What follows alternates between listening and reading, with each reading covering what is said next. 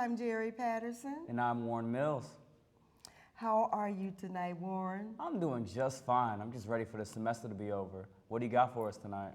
Well, Warren, on Friday, April 28th, GSU is hosting the Spring All-Campus Symposium. The symposium will be led by Dr. Laura Rendon, Professor Emeritus, University of Texas, San Antonio.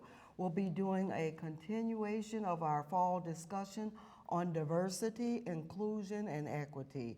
Dr. Rendon is a nationally recognized education theorist, activist, and researcher who specializes in college preparation. All faculty, staff, students are invited to join the conversation. A continental breakfast will be available at 8:30 a.m. and the symposium will begin at 9 a.m. This symposium will end at approximately 2 p.m. To RSVP or for additional information, contact Penny Purdue at ppurdue@govst.edu or by phone at 708-534-4130. You could also pick up Dr. Rendon's book, Centa Percente Pedagogy, Education for Wholeness, Social Justice and Liberation in the GSU Library. Celebrate Earth Day by putting your old working and non-working electronics to good use and to reuse them by depositing them in a large bin from Monday, April 17th to Saturday, April 22nd in the Hall of Governors. All of the items will be erased and refurbished by Vet Tech Us, a nonprofit organization that trains vets and helps them find employment and housing. You can bring anything from small appliances, computers, hair dryers, and power tools. Please bring no televisions. Any donation is helpful. Some of our team members went out and got some more information. Let's take a look. Earth Day is this Saturday, April 22nd, and the library is celebrating it by allowing us all to recycle this entire week. The Dean of GSU's library gave more details about the celebration and the reason behind it. My name is Lydia Morrill-Ritten and I'm Dean of the University Library. So this is small electronics recycling. And we've been a partner with Vet Tech for a number of years. And if our faculty, staff, and students want to bring in any of their small electrical appliances that they don't use anymore or that are broken, we're happy to receive those. We take everything except small televisions or large televisions for that matter. And what the company that we're working with is called Vet Tech. And what they do is work with vets to train them to either repair these items and to give them a skill. They also refurbish houses to give them a place to live. And money's made from getting these products to work again, help fund computers and such for them to gain computer skills and to buy housing for them. As one of the university cores, we have sustainability. And I always believed that the libraries were the we were the first recycle people. We just feel that this is a good thing to do, and we're very interested in sustainability, recycling, and reuse. So this box will be available in the Hall of Governors through Earth Day, April 22nd. So we ask people to just stop by and drop their items in the box and know that they're doing a good thing. The library will send emails this week about how and where to recycle. We, here at TWAG, appreciate the library's good works towards sustainability. On Thursday, April 20th in F1622, GSU is screening the film Gender Revolution, A Journey with Katie Couric. The film will explore the role of gender in society and investigating the evolving science and language around gender. The film starts at 4:30 p.m. and is followed by a discussion, question, and answer at 6:10 p.m. The Q&A will include Christine Deislin, Associate Professor of Psychology, Deborah James, Associate Professor of Media Studies, and Associate Zing Zime, Professor of Communication and Coordinator of GNSX program. Come join us for a great time. To register, email gsulibraryinfo@govst.edu. The GSU bookstore, managed by Follett Higher Education Group, is asking students' opinions and feedbacks about their programs and services that are offered at the GSU bookstore. The survey will be available through Monday, April 24th. You can locate the survey at SurveyMonkey.com/GSU bookstore. On Saturday, April 29th, from 9 to 11 a.m., the Graduate Business Program is offering an information session about graduate programs that are offered at GSU. Some of these programs include MBA, MS in Accounting, and MS in MIS. Two recent graduates of the program went on to find jobs after completing the program.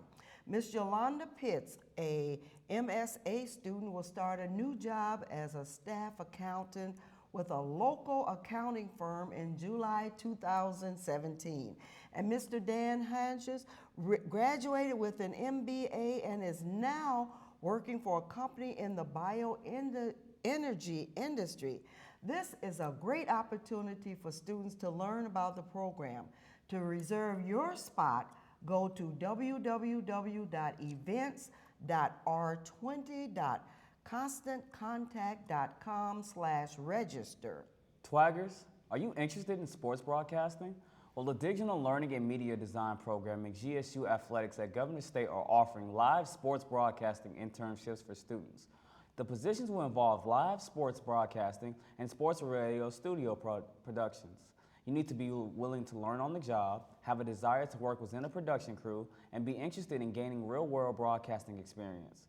These positions will be available for the upcoming volleyball and basketball seasons. Students must be available from August 1st, 2017 to November 15th, 2017 for volleyball, and October 1st, 2017 to March 31st, 2018 for basketball. This is a competitive call for students. Contact Mark Kundla for more details at mkundla@govst.edu, and positions are filling up very quickly. Warren, are you looking to earn some credits without even coming to GSU this summer? I sure am. Well, GSU has that opportunity for you. Call the Vacation Education Program. This program allows you to pick general education classes while you have all the time and none of the stress. They offer daytime, evening classes, and online classes as well.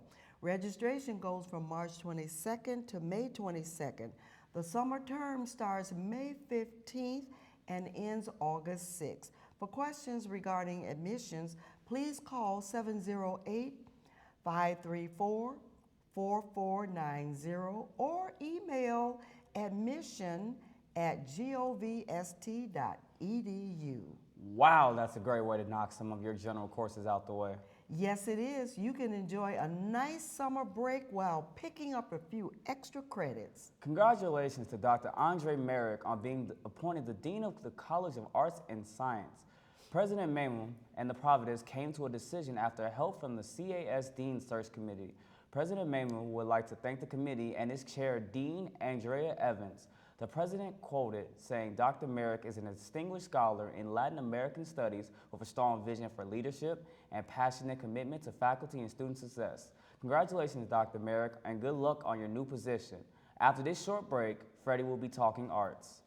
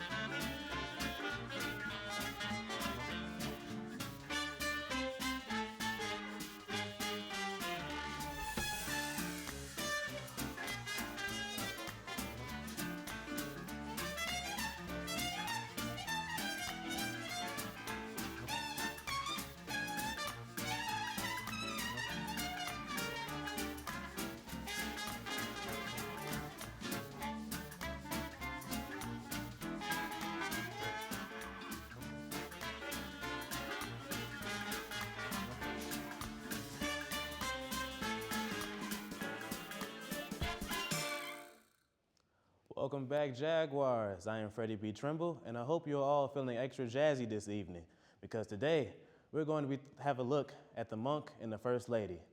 Orbit Davis Chicago Jazz Philharmonic Assemblies celebrates the bicentennial birthday of two jazz superstars, Thelonious Monk, i.e. the Monk, and Ella Fitzgerald, or also known as the First Lady.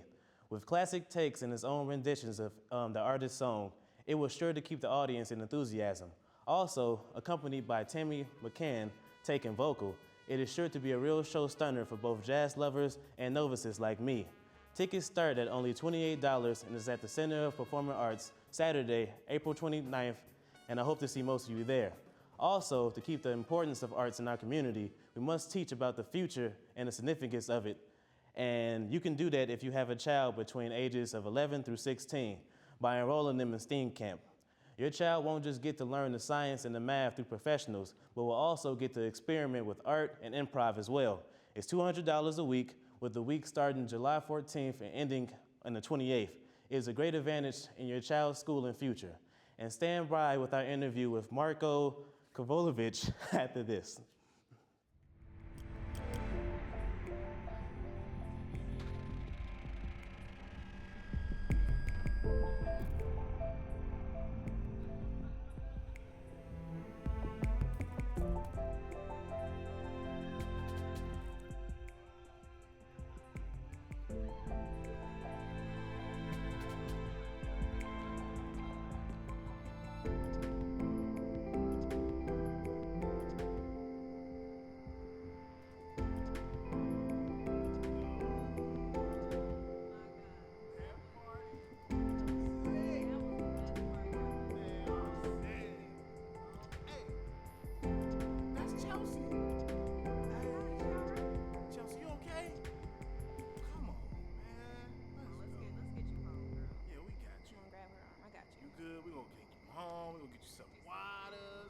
It's on us to make sure she gets home safely. We got you. Don't worry about it. Don't be a bystander to sexual assault. Take action. Visit itsonus.org and take the pledge today. Welcome back, Twaggers. I'm here with Marko Kovalovich, Director of the Institutional Research and Effectiveness. How are you tonight, Mark? I'm doing great. How about you? Very good. I'm doing fine. Thank you. Yes. So, what is the purpose of the Office of Institutional Research and Effectiveness? So our office is the data center for the whole university. If you think about all the information you need to know about the university, how many students there are, how many faculty, what's being taught, how many classes and how full are they, all that information needs to be collected somewhere, but it also needs to be made sense. And so what we do as an office is we take those pieces, help them pull them together so that we can, as an university, understand how it works. All right. So one of the issues that you have with the way data is reported has to do with the types of students that are being reported on. Can you tell us a little bit about that and what GSU is doing, with other programs to collect or change data? Sure. So at other institutions, especially, whenever we're talking about, let's say, graduation rates. Yes. We would talk about students and we would say, okay, there's a certain number of students we really want to count. Those are the students that historically were the only students that mattered. They were first time, they were full-time students, they were going to, taking a full load. They were only in school the entire time. They never went to another school. They finished in 6 years at the end. That's not most students, right? Right. That wasn't me. Mm-hmm. And so our institution, one of the things that we wanted to be on the forefront of is pushing the national agenda to look at graduation rates better. And one of those is the student achievement measure. And that's a measurement that doesn't just look at you and where you come from and just saying, okay, you were here and you're the only ones that count. It says, let's count everyone, but let's also not just count whether you graduate, but what does the outcome look like? So did you transfer to another institution and finish? That's important. Did you come from a community college and still finish? That's important. And we want to understand not just those select number of students and how just that little population does, which at GSU, that's 200 something students. We want to know how all of our students do, and so that's why we wanted to be on the forefront of that effort. And I'm really proud to be at an institution that values that. All right, so I see that you kind of answered my next question, which is fine. And in what way does this affect GSU as an institution? Sure, so it lets us actually count ourselves better. Yes. And it lets us show whenever the state does those graduation rates, Yes. and they say, oh, well, GSU is an asterisk because you don't have those. Now we can say, no, actually, that number is 80%. 80% of our students that started as full-time students, they finish within 6 years, or they're on track to finish at another institution. And it's in the 70% when you look at our part-time students, which is pretty impressive. It is very impressive. It's impressive to me that I'm taking stats and research, so that helps. Thank you to my instructor. So how can GSU utilize your data collection to help increase enrollment? That's really the hard part that we've spent a lot of time on right now. There's a couple things that we do. One is we want to look at what are the issues that prevent students from finishing, or have students take some time off, or have students say they're going to come to the university and then not come. So we actually do studies. We reach out to students that we admitted but they didn't enroll. We reach out to students that dropped out. We reach out to students that just take a break to understand why. The other piece is that we look at those trends to say, is this something that's happening in the bigger universe? Is it something that's happening at other schools? Or is it just us? And in a lot of cases, what we found is GSU, we're actually one of the only regional institutions in the state that's growing, which is impressive given that we were always the little kid in the state university system. And here we are. We're not the smallest institution anymore. Now we've jumped 2 schools in the last 2 years. And so what we want to understand is, okay, can we start to see the future? Can we start to see maybe those programs that we need to watch for, those situations that are happening, so that we can get to those students earlier and at least help them understand what the issues are, how we can improve their program, and how we can help them graduate. Yes, and with all of that data that you are collecting, it's our understanding that you're currently looking for help. What internship positions are you hoping to fill this summer? Well, that's a really great point. We actually hired, this past year, we hired 3 student work study students, and we wanted to continue that into the summer with an internship opportunity. What we do, let's be honest, it's data. For a lot of us, our eyes glaze over, we get a little bored with it. But what we wanted to do is provide an internship opportunity to understand how can we talk about that to an audience that maybe doesn't talk data, but they talk words. They talk, they want to see the infographics that you always see in the newspaper. They want to see those studies kind of slimmed down from maybe the 30 pages. Just give me a 1-page version. And so we have an internship going on for this summer to actually look at that, to look at the marketing of data and university research, working within the provost's office. This is someone who would be meeting with the university provost and president and working on how do we take all these things that we're dealing with as an institution and summarize them in a way that makes sense to the public, that makes better sense to our students, because we know that we all need to work on our data literacy. Wow, you make it so understandable, exciting too. Is there anything that you would like to add about the state of the state higher education or its role at GSU or enrollment here? I think the important thing is for all of our students, for really all of us, that we have a vested interest in this, that we are citizens, that we have to advocate for ourselves.